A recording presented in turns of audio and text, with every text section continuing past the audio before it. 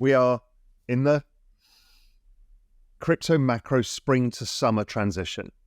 That is when liquidity starts coming into the system. It happens to correspond with the US election cycle, because obviously politicians can't help but give out candy around election time. Yes, of course. It's also the Bitcoin halving time.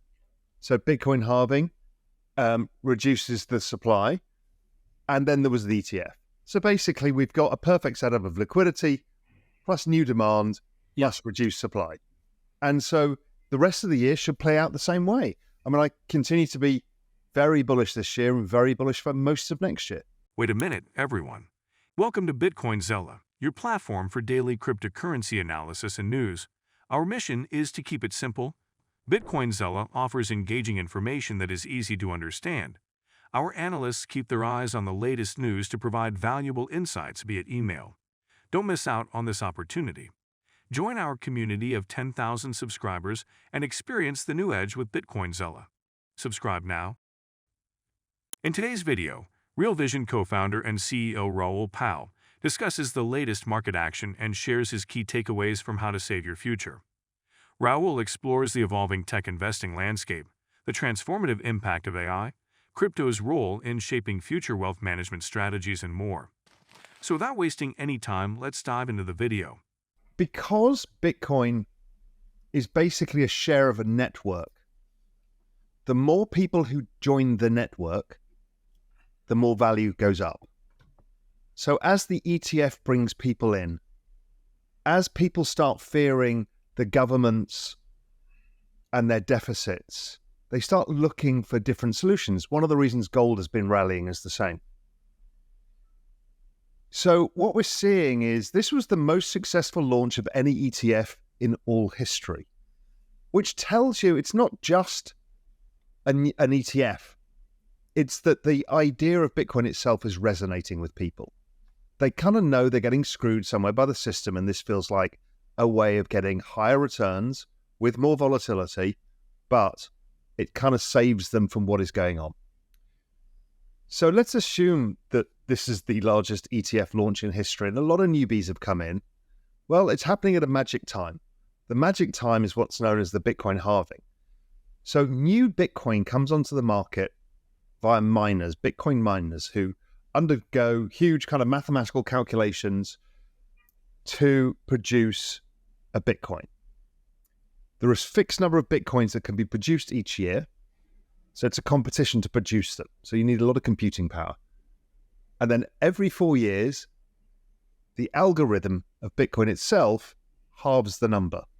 So if there were 100 Bitcoin being produced by miners every day, whatever the number is, right now, after April 20th, it goes to 50.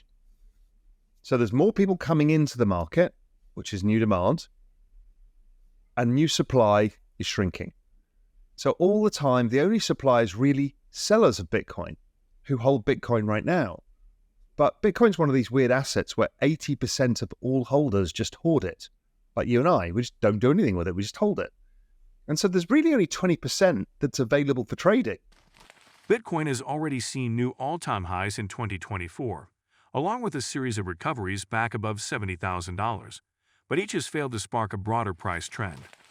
Instead, BTC has been hanging around its 2021 cycle high for about 4 weeks now, according to independent trader and analyst on crypto trades. Drawing from historical price action, the largest cryptocurrency could remain range-bound for 1 or 2 months before establishing any directional bias. Dan Crypto Trades said, during previous cycles, it took $BTC 4 to 8 weeks of consolidation around its previous cycle highs to start moving again. After turning away from its all-time highs at $73,835, BTC entered the consolidation phase. According to Gel, a bullish breakout from this technical formation would see the price climb to $80,000. Bitcoin's current sideways movement aligns with the transfer of BTC holdings from known exchange wallets to private custody. This number has increased from 12,152 wallets to 26,627 between March 31 and April 4. The increase in BTC withdrawals from exchanges aligns with a surge in whale activity during the same timeframe, further mirroring accumulation by large investors. Whales represent entities that hold more than 1,000 BTC. So that mechanism is driving the valuation up of Bitcoin over time. Now, it also means that people start to see this asset going up because there's less supply and lots of demand, and it joins more and more people. Because this asset is the best performing asset in all recorded human history.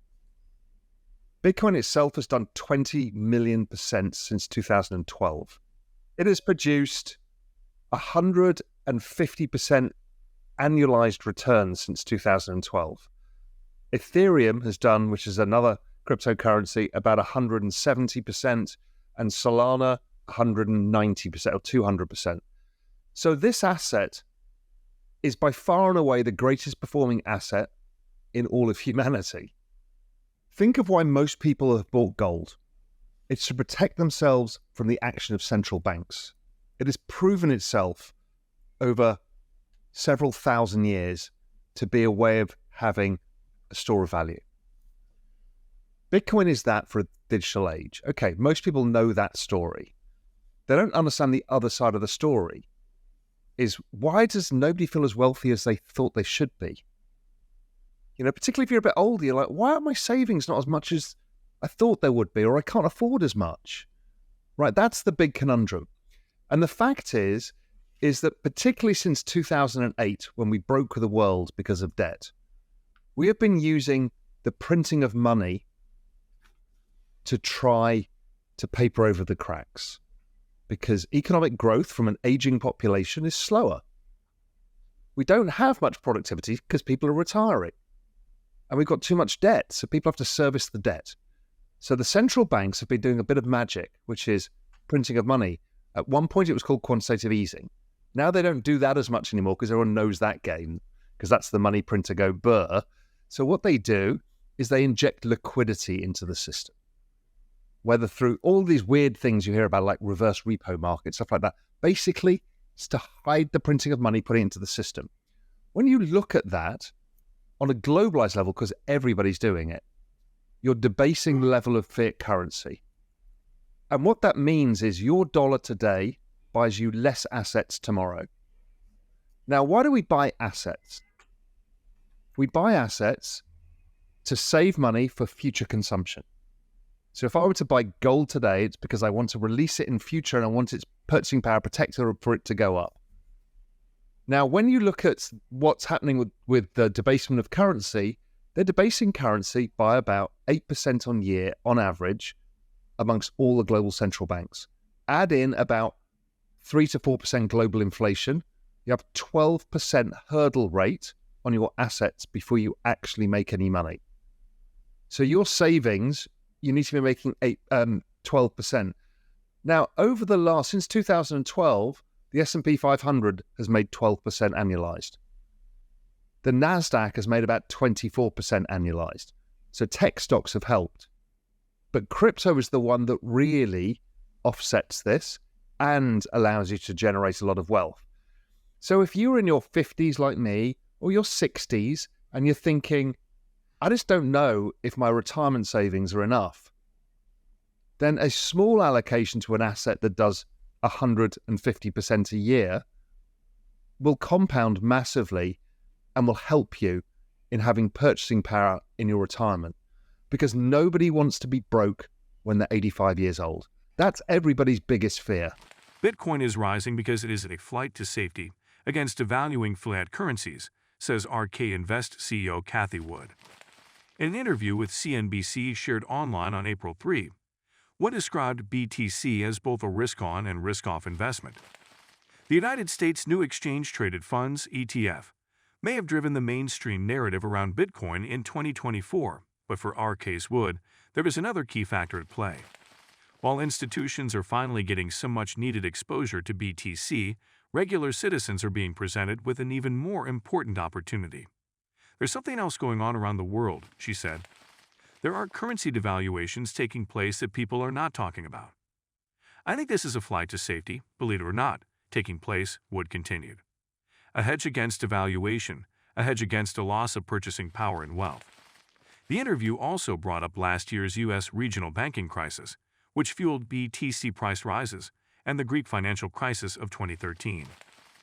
I think this is an insurance policy against rogue regimes or against just horrible fiscal and monetary policies, Wood concluded. And do not forget to subscribe to Bitcoin Seller. The most important news will reach your inbox on a daily basis and for free. I do not know why you have not subscribed yet. If you like the video, give it a thumbs up and subscribe for more daily updates. Remember, knowledge is power, and we're here to empower you on your financial journey. Until next time, happy investing.